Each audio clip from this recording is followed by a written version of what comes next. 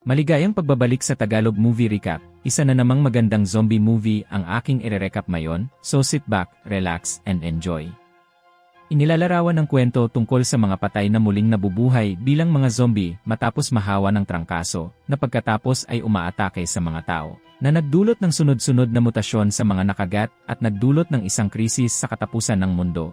Kaya naman inaanyayahan kitang mag-subscribe sa channel at pindutin ang bell at mag-iwan ng like para makatanggap ng pinakamagagandang recaps. Sa simula ng pelikula, ipinakita sa atin ang kalagayan ng lungsod noong pag-atake ng mga zombie na tinutukoy bilang rotor sa pelikulang ito. Hindi alam kung ano ang sanhi ng trahedyang ito. Isang babae ang nakitang hinahabol ng zombie at tumatakbong hubad ang damit. Ang eksena ay lumipat sa 4 na oras bago ang insidente. Sa isang morgue sa university, ilang mga estudyante ng medisina ang sinusuri ng kanilang mga lecturer upang matukoy ang sanhi ng misteryosong pagkamatay ng pasyente. Sila ay sina Zoe, Abby, Peter, Suzy, John, at Dr. Beeman. Pagkatapos ng pagsusuri, dumiretso si Zoe sa laboratorio upang kumpletuhin ang pananaliksik sa mga sample ng dugo. Lumapit sa kanya si Dr. Beeman at hiniling na kumuha siya ng sample ng dugo ni Max, isang pasyente na may napakataas na antibodies kumpara sa mga normal na tao. Sinabi ni Beeman na ito ay isang magandang pagkakataon sa pananaliksik para sa huling proyekto ni Zoe. Pagkatapos nito, pinuntahan ni Zoe ang pasyenteng binanggit ni Dr. Beeman. Malinaw na ayaw ni Zoe kay Max dahil sa sobrang desperado nitong makuha ang pagmamahal nito. Sa katunayan, napilitan si Zoe na makipagkita sa kanya dahil lang sa kakaiba ang blood sample ni Max sa iba. Ipinakita ni Max na tunay niyang hinahangad ang pagmamahal nito sa pamamagitan ng pag-ukit ng pangalan ni Zoe sa braso nito. Mabuti na lang at noong malapit nang simulan ni Max ang kanyang sexual na panghahalay, dumating si Abby sa tamang oras at itinaboy siya. Pagkatapos ay inimbitahan ni Abby si Zoe sa kanilang pagdiriwang ng katapusan ng semestre na gaganapin sa kanilang unibersidad. May iniwan din silang 2 bariles ng beer sa morgue kanina, kung saan sinabihan sina Peter at Zoe na kunin ang mga ito. Nakakainis talaga si Peter sa eksenang ito. Matapos kunin ang bariles ng kanyang inumin, agad na iniwan ni Peter si Zoe.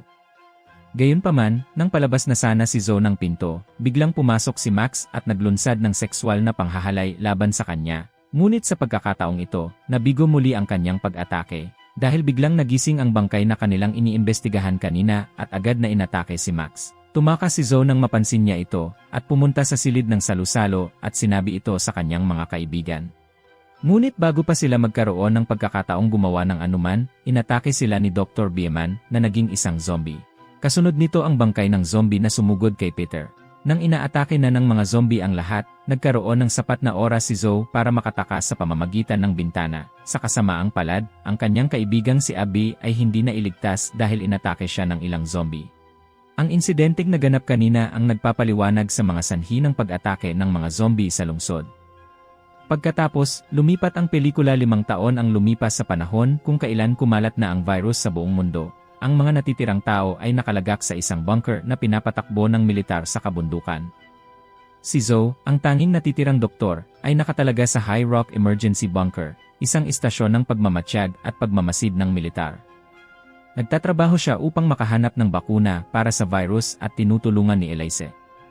Nawalan sila ng komunikasyon sa iba pang mga bunker noong nakaraang taon at napilitan silang ipagtanggol ang kanilang sarili dito. Habang nagsasagawa siya ng kanyang pananaliksik, isang ina na nagngangalang Wendy ang lumapit sa kanya at iniulat na ang kanyang anak na si Lily ay may mataas na lagnat at hindi pa gumagaling. Nang tanungin ni Zoe ang kalagayan ni Lily, nag-alala siya nang ang mga antibiotic na ibinigay niya ay walang epekto sa kanya.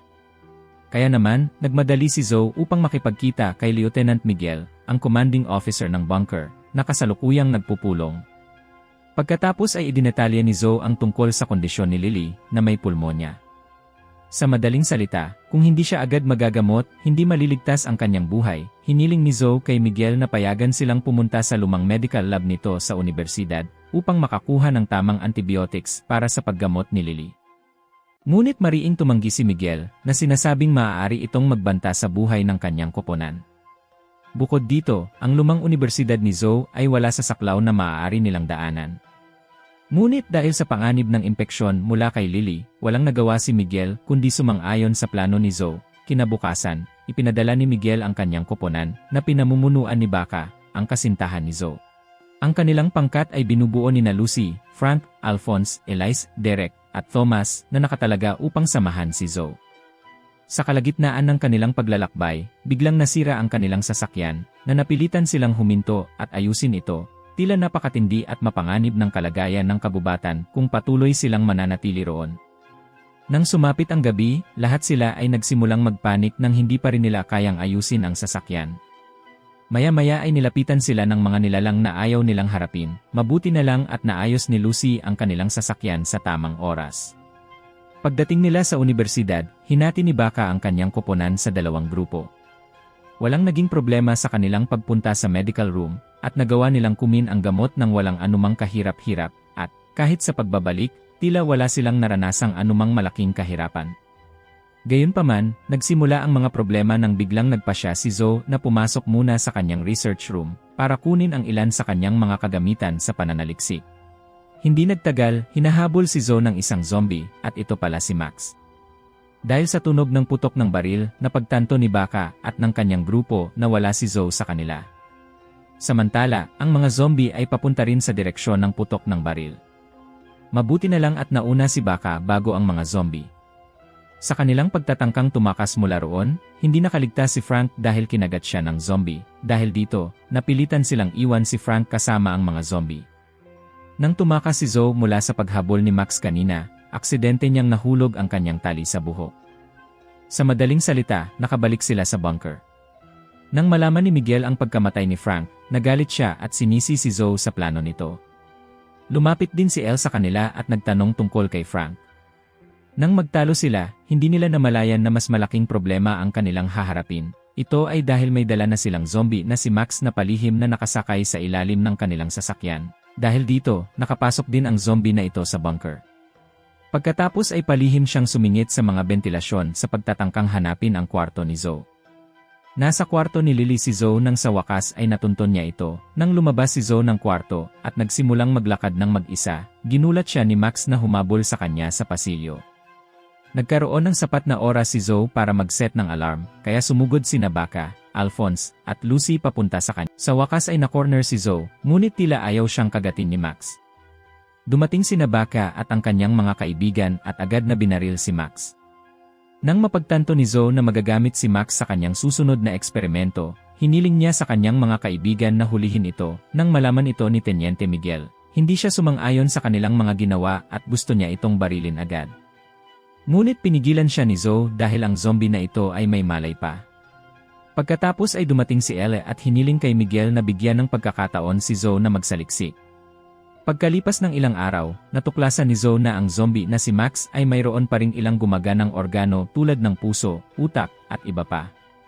Sinubukan ni Zoe na kumuha ng sample ng dugo at wala siyang ibang magawa kundi harapin ang mga kasuklam-suklam na ginawa ni Max. Di nagtagal, pumasok si Baka sa silid at ipinaliwanag ni Zoe na nakakita siya ng isang espesyal na hormone sa dugo ni Max na maaaring pumigil sa pagkalat ng virus. Sa madaling salita, ang dugo ay maaaring gamitin bilang bakuna kung matutugunan ang mga kondisyon. Sa makatuwid, hiniling ni Zoe na kumuha ng mga sample ng virus mula sa ilang zombie na buhay pa upang masuri ang mga pagkakaiba. Medyo nag-aalala si Baka tungkol sa kanyang plano, lalo na dahil sa pagkamatay ng kanyang kaibigan ilang araw lamang ang nakalilipas. Ngunit patuloy na hinikayat ni Zoe si Baka hanggang sa tuluyan na itong pumayag. Naghintay sila hanggang sa dumilim bago nila ginawa ang kanilang misyon nang hindi nalalaman ni Miguel. Naging maayos ang lahat noong una at nakakuha pa nga si Zoe ng sample ng dugo. Sa kasamaang palad, hindi nila nakayanan ang gate dahil sa dumaraming zombie na nagtatangkang makapasok. Kinagat si Elise ng zombie at napilitan din silang iwan si Thomas na napalibutan na ng mga zombie. Si Miguel, na ngayon lang nakaalam nito, ay nagalit sa kanilang lahat. Ibinuhos ni Miguel ang kanyang galit kay Zoe, na sinasabing ang ideya nito ay walang alinlangang magreresulta sa pagbawas ng bilang ng kanyang koponan. Pagkatapos ay itinutok ni Miguel ang kanyang baril kay Elise na nakagat, at agad itong pinatay agad. Nagbanta siyang papatayin si Max sa loob ng 12 oras kahit anong mangyari.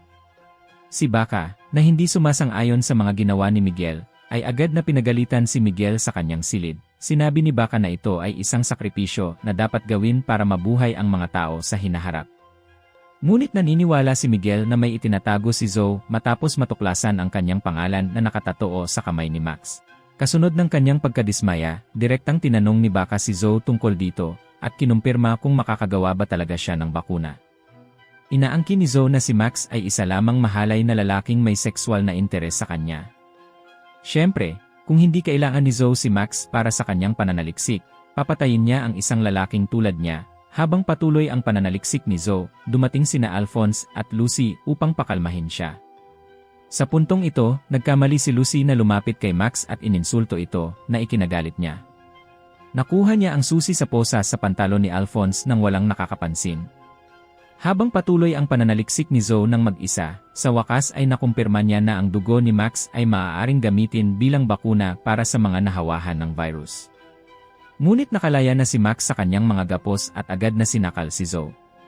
Mabuti na lang at nabuhusan siya ni Zoe ng ammonia bago nakatakas. Nang bumalik sila upang tingnan ang silid, lumabas na nawala na si Max na muling naging isang emergency ang sitwasyon. Sinubukan nilang hanapin si Max at inutusan ang lahat ng nasa bunker na magtipon sa pasilyo. Si Lily naman ay nagsisimula ng gumaling matapos uminom ng gamot ni Zoe at ngayon ay nakakalakad na ng mag-isa.